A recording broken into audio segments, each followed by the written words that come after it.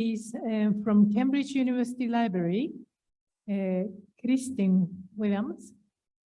And she is going to talk about exhibition they had about samurai. Even the people who are not so familiar with Japanese culture know about samurai. And from the children to big adult person, everyone understands what is samurai. And it is really interesting to know what prestigious heavy Cambridge University Library made a kind of popular exhibition of this theme.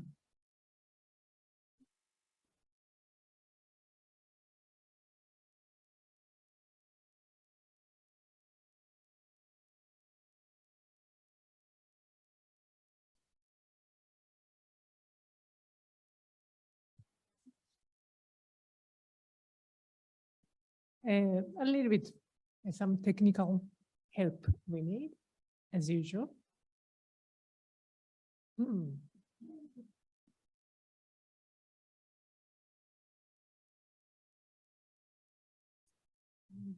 Slide should.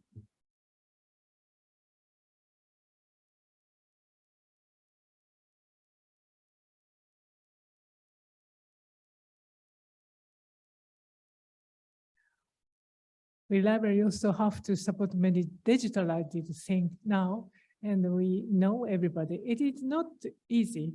It works not as we wish always, and this case here too. So just be patient.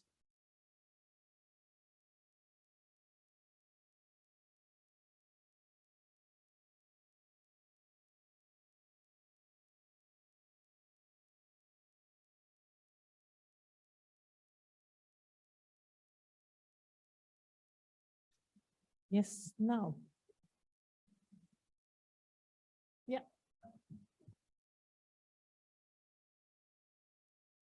Hello. Hi. Good afternoon. My name is Dr. Kristin Williams, and I'm head of Japanese and Korean section at Cambridge University Library. As she said, I'm here to share with you my experience with the recent exhibition that I curated, Samurai History and Legend. This was on display at Cambridge University Library from the 22nd of January to the 28th of May this year. In this presentation, I'll walk you through some of the exhibition themes and how they came about, and go through some images of the exhibition and mention highlights. I'll discuss the process of preparing the exhibition and some of the challenges we faced, and talk about some of the future directions we may take with the collection now that the exhibition is over. And then, so that you have something to take away, I'll share some digital resources related to the exhibition and some guidance on how you or the scholars or students you work with can use the rare books at Cambridge. So one of the big questions that I struggled with as a curator was that of the theme. Originally, I proposed to do an exhibition of early modern Japanese books that would highlight special items in our collection and talk about woodblock printing and publishing. Our exhibition manager thought that was the most boring thing. Nobody was going to come and see an exhibition about old books from Japan unless they were already interested in old books from Japan. And their big focus is on public outreach and impact and that sort of thing. So, and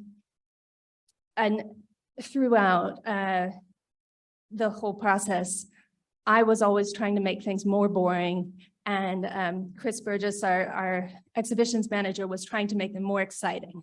So I would say something, and no, you can't say that. And they would rewrite it into something really snazzy, and I would say, no, you can't say that. So, so anyway, around the same time that we're talking about potentially showing some of our Japanese material, Professor Miki Adolphson was working on a project around the Azuma Kagami, which is a history of the first shogunate. including accounts of some of these same events that are in the Tale of the Heike. We have old editions of the Azuma Kagami and old editions of the Tale of the Heike. So I thought maybe we could still focus on old books, but look more at war tales and accounts of warriors. So Chris liked that better, but only if we use the word samurai, because that is what would communicate with the public. So that's what we did. And throughout the process of selecting items and writing captions and developing the story, there was always this tension between thinking about the public and thinking about the academics and the research side of it.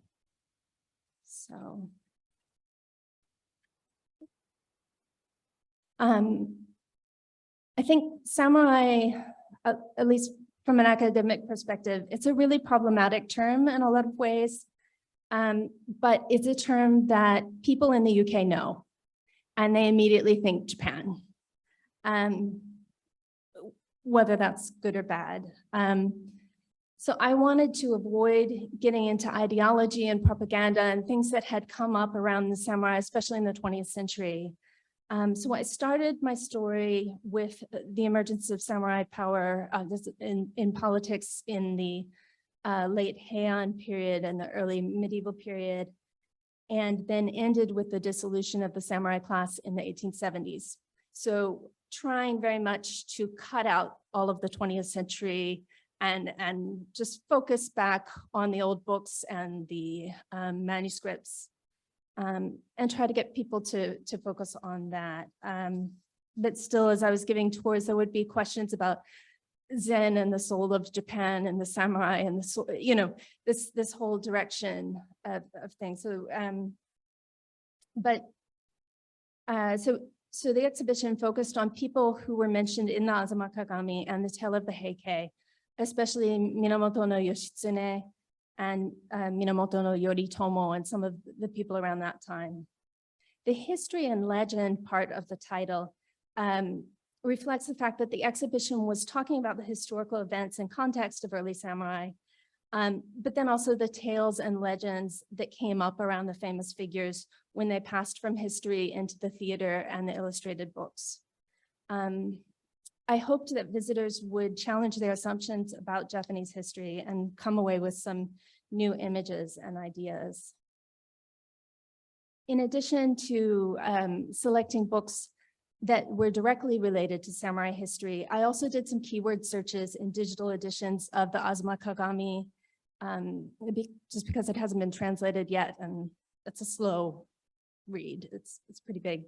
And the Tale of the Heike, to find spots where there were cultural references that I could pick up and echo in our material. So references to Buddhism came up a lot.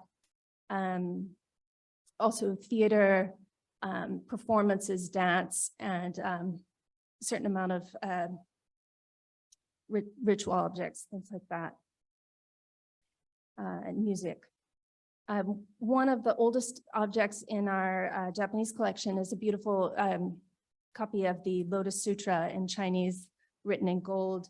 And looking at these references in the war tales, I found a lot about Buddhist texts, a lot about the Lotus Sutra.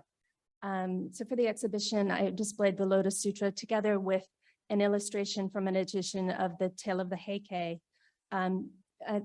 which you can't see really that well there, but this scene shows monks chanting sutras from scrolls on behalf of Taira no Kiyomori's daughter, who was pregnant with the future emperor Antoku.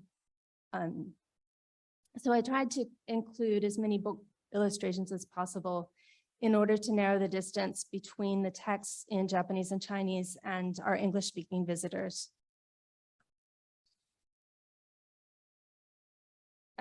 The Japanese collections at Cambridge are stronger in Edo period books, and my own interests lie in that period. So again, the exhibition emphasized the literary depictions of and receptions of earlier samurai stories throughout the Edo period and early Meiji period. Some of my favorite items in the exhibitions included Sugoroku board game of the life of Minamoto no Yoshitsune, which you can see here. which was a recent purchase with the exhibition in mind.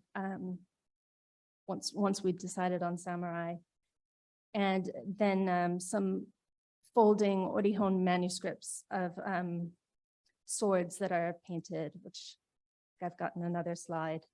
And then there's a collection of woodblock printed volumes of Gunsho Ruiju, the collection in wooden book boxes that were a gift from then Crown Prince Hirohito in the 1920s. So we had those out, and also a little video clip of Hirohito's visit to Cambridge in the early 1920s. So despite a large and historic collection, we don't have much from medieval Japan, and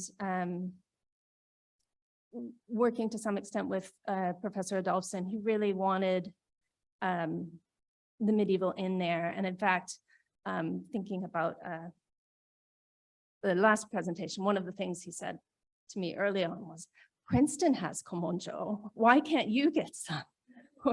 Their librarian could do it. So I really, was trying to get some medieval in there. So I was able to purchase a couple of manuscripts with the help of grants from Art Fund and the Victoria and Albert Museum Purchase Grant Fund, a 16th century scroll of flowers, a flower arranging that you see there, and manuscripts that originally belonged to Kofukuji in Nara. But then most of the exhibition was these Edo and Meiji texts.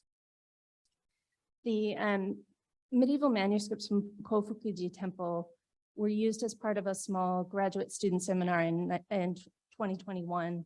So the fact that we had to delay the exhibition allowed two of our PhD students to study some sections of the manuscripts and then to write captions for the exhibition based on their research and translation that they had done. So for the exhibition, again, I paired these with illustrations that on the one side show a Edo period view of the temple, and on the right, there's a mention of an archery tournament in the text. So I found an illustration of an archery tournament.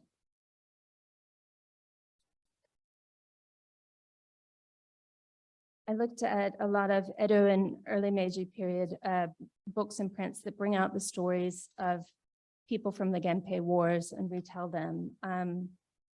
Also included books and manuscripts that depict material culture related to warriors or warfare, helmets, swords, tabards, and heraldic banners. Our designer then picked up some of the tabards and heraldic banners to display on the walls and doors in the space, which you may have seen already in some of the slides. So this was an exhibition that we had planned for 2020, and we all know how things went that year. We started planning sometime in 2018, and then the idea was to run through the summer, have it on at the same time as the Olympics. But in the end, we were lucky with the timing in that the previous exhibition was coming to a close around the time that we went into lockdown, and we had finished the captions and the basic discussions around this exhibition, but hadn't actually installed it yet. So we were able to just put it on hold and then come back to it a year and a half later. Unfortunately, a lot of the exhibitions that were planned over the past couple of years had to be postponed indefinitely, but because so much of the work had been done already, we were able to come back to this. So I had just finished and sent in a draft of the captions like 10 days before we went into lockdown. So we had a lot of the material at home at that point. And I guess the other thing was that we ended up doing some of the cataloging and some of the prep work for putting things into digital library during the lockdowns, working from home. And the actual exhibition I think we ended up with about 22 events. A lot of those were tours. We had 2 online talks and 1 in-person talk, but no opening ceremony or anything like that. There wasn't a reception because we were still actually under COVID restrictions at the time we opened. Then we had some workshops with guests coming in to do calligraphy and manga for children and adults, different groups. And then other staff designed some activity papers for children. So everything was very family friendly. I mean, we tried to avoid violent pictures of samurai. So this is, I feel like it was always a bit of a tension to try to get all the swords and this idea of the samurai in there without having anything too violent for little children, but at the same time, keep it accurate. But I think that's the this issue of who are you making it for. We had a little shop, and one of the things that's still there that you can see is a Google Arts and Cultures site for the exhibition. So if you Google Arts and Culture Samurai, this is one of a couple things that will show up. It doesn't have everything, but it does have the captions and images of some of the material, and that will be up permanently. We had one traditionally bound book on display outside the cases for people to handle and get a sense of what the paper feels like, how the binding is, and the threads and everything. I purchased some no Kyogen books from the Meiji period that had been printed from earlier wood blocks. So it was kind of, I mean, for putting something out for people to handle, I didn't want anything too precious, but I think it was good for people to be able to touch something. And then a member of our facilities management team built a little desk, a wooden desk based on illustrations from Edo period books. And the thought was that people could come and sit at the desk and look at the book. And so we had an illustration nearby so you could tell. But actually, when a British person comes into a space and sees something like that, they sit on it. So there was this cultural thing. Fortunately, it was very sturdy and being used for 3 months as a bench worked okay. But yeah. And these are on the right in there is the those are the bookcases that came from Emperor Hirohito with the books. So wanted to include those to give people a sense of the material culture around the book, that these are horizontal books, but also within the Gunsho Ruiju, because it is a collection of a lot of different things, there is a section on bukke and a section on gassen. So it's not completely unrelated. Conservation work, some of the conservation work was supported by a grant from the Great Britain Sasakawa Foundation, and then with other funds from the exhibitions department. The conservation aspect of the exhibition ended up being a lot more expensive and time consuming than the conservation team had originally anticipated, because this was, I think, really the first time that the rest of the library and the conservation department had really taken a look at the Japanese collection. How it's not that they'd never seen it before, but this was the first chance to really get them to focus in on what is this material, what is it made of, what does it need, and what do we do with it? So it was a great chance, I think, for the collection long term to have that kind of attention from people in-house. So the conservation team did a lot of work to learn new techniques for dealing with Japanese material and to evaluate how the material could be safely stored and displayed. They stabilized pigments in some of the colored books and manuscripts, and built stands to safely display the material, repaired or resewed some of the books. A lot of our books have been put into Western bindings in the 1960s. And we've in the past, and Koyama-san has worked on this before, we've tried to think about taking them out of the cases. For the exhibition, we actually did take a few books out of the cases. And then the conservation team was grappling with how do we remove the glue traces and how do we repair the sewing, because things don't come out the way that they went in with these, in the process of putting the Western binding on, they, had to make extra holes or use adhesive. So it was a great chance to take a close look on exactly what adhesives were used, how much time does it take per book to get it back to a good and stable situation. So in terms of conservation, they also made chitsu for some of the books that they'd taken out of the cases. It's a tiny part of the whole collection. There were about 50 or 60 items in the exhibition, and there's maybe around 3,000 or so titles and many more volumes in the collection. But we have much more of a template now for how it would work if we were to do a bigger project. And this is the lead conservator for the exhibition, Rachel Zwitzki. The conservation team documented some of their work on social media. If you're interested in learning details on what kinds of things they used and what they did exactly, so you can follow them at #CULconservation.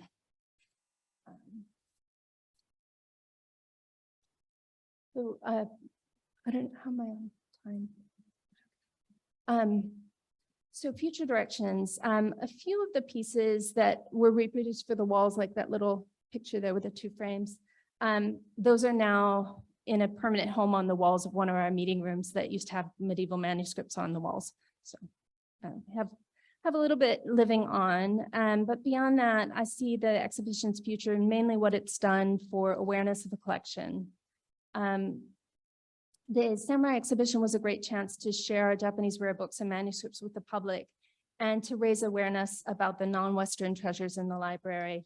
Many visitors were surprised that these items were part of the library and not borrowed from museums. One of the main questions people would ask me would be, oh, what museums did you borrow these from? And then to say, no, well, these are part of the library. Why? But, there's a sense that we only have Western books. So I'm hopeful that having put this out a little bit more, more people will come to use the Japanese books because they're aware that they exist. And as I mentioned, the exhibition was also a chance for library staff to realize what we have in the Japanese collection. I mean, no matter how many times you tell them, oh, we have a good Japanese collection, you should care about it. It wasn't until they saw it themselves and also heard other people talking about it that they had a sense that, no, this is something special that we actually maybe need to do more with. So I'm hopeful in the long term for the possibilities that might bring up. As I mentioned, the conservation team now has a much better idea of the kinds of problems that the items in the Japanese collection could have and what kinds of work may be needed in the future. They've also gained specific skills for dealing with common problems. And they've identified some particular items like the Lotus Sutra scroll that will need expert intervention in the future that they can't provide. So that sets us up to potentially look for specialists in the future. For me, curating the collection was a great opportunity to get to know the collection in more depth and to potentially prioritize cataloging and digitization on the things that will really make a difference. We can't do everything at once, but having a better sense of what the really important things to do will I think, help. And in particular, this set of manuscripts of swords, you can see one in the foreground on the right and one in the background at the left, which actually might be the same one. But there's this collection of 8 of those, quite long, lots of color. And so that's one of the things that I hope to have digitized within the next year.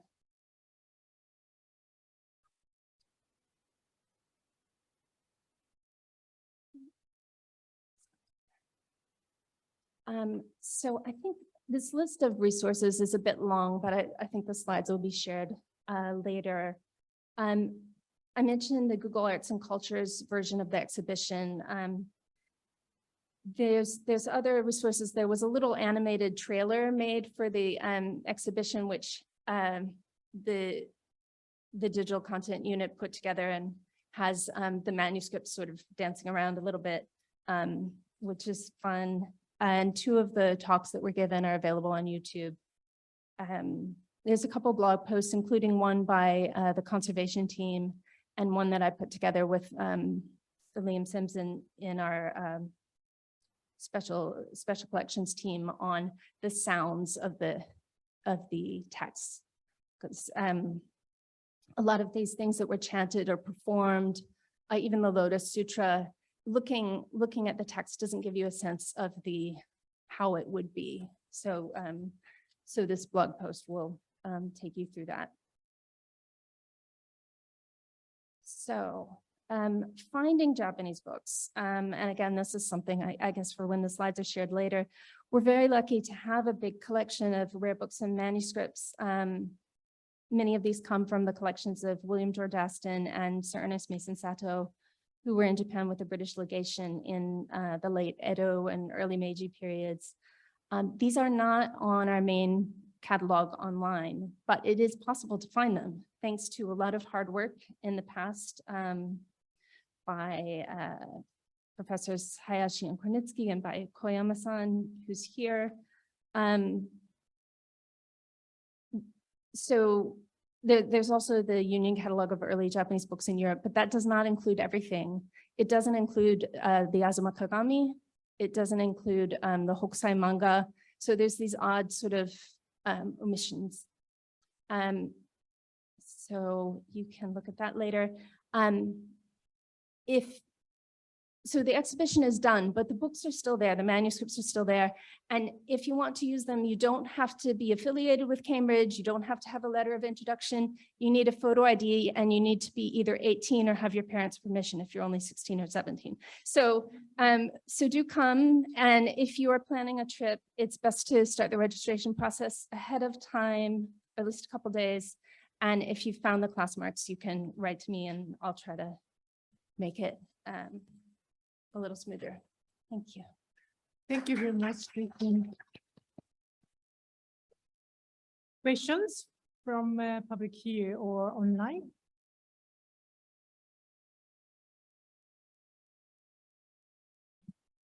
So thank you very much for your presentation. Just one very basic question. How many people were involved in planning and executing this exhibition? Because you mentioned all those events around it and the talks and whatnot. So it just seems like there's so much effort going in this exhibition, and it's just so amazing. Yeah, I should have had an acknowledgements slide too. We started trying to count up, and so we have an exhibitions team that's a manager and an assistant. They did a lot of the coordinating work. We had an outside designer who decided on pink for the walls based on one of the manuscripts and did the advertising.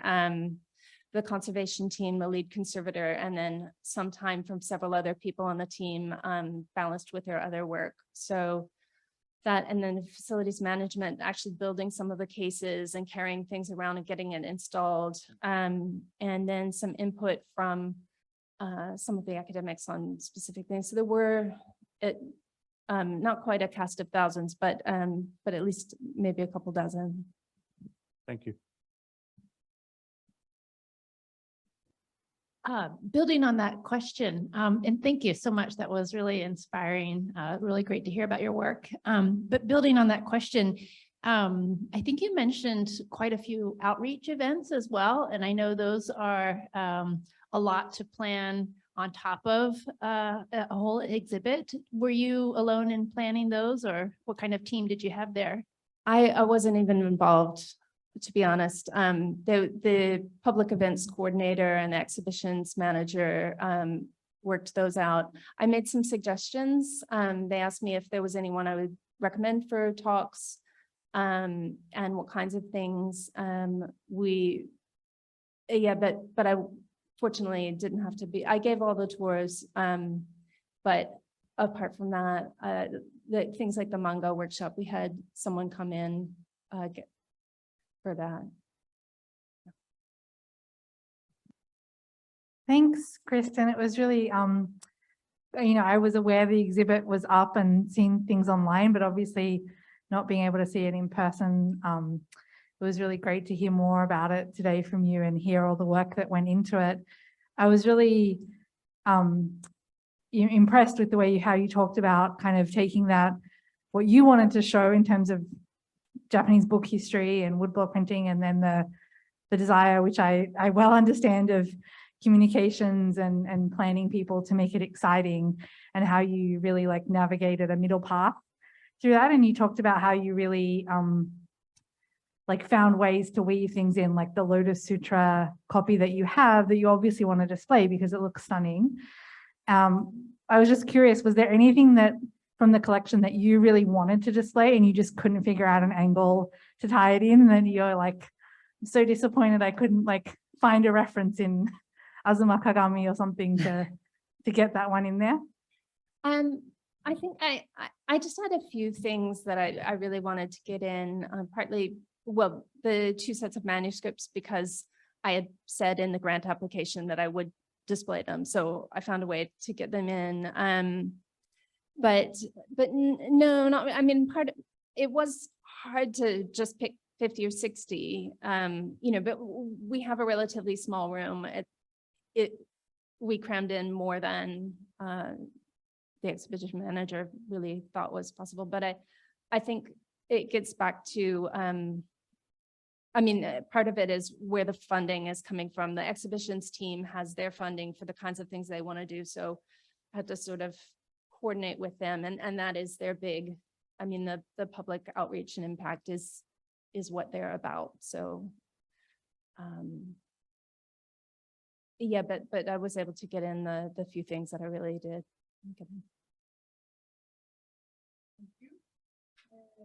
Then maybe we like to go further.